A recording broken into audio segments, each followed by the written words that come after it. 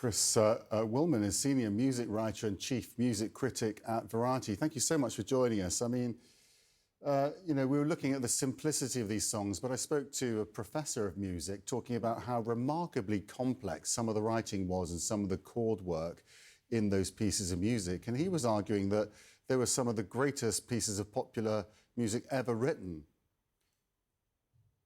Yeah, I'm certainly on board with that. I mean, I'm a Brian mega fan. And yes, you look at things like fun, fun, fun, you think of simplicity. By the time they got to Pet Sounds and the Smile Sessions and even Good Vibrations as a one-off, there's such incredible complexity going on. I mean, they recently re-released Pet Sounds in Dolby Atmos. If you go into a room where you can hear that, it really is like standing in the middle of a symphony orchestra with all the incredible vocal and instrumental arrangements. And to me, there's a Venn diagram where there's Chuck Berry on one side and Beethoven on the other. And maybe the only person from popular music in our lifetime that's there in the middle of that Venn diagram is Brian Wilson.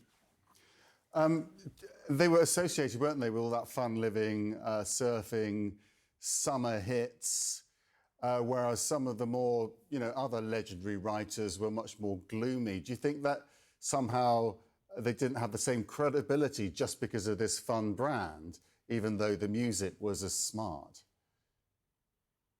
That was difficult for them beginning in the mid-60s when Brian did do Pet Sounds, which was not as successful out of the box as the earlier hits, although it had Wouldn't It Be Nice on it and Sloop John B. But the rest of it was kind of moving toward this introspective, kind of lonely ballad thing almost. And then from there, Brian got more psychedelic for a brief period.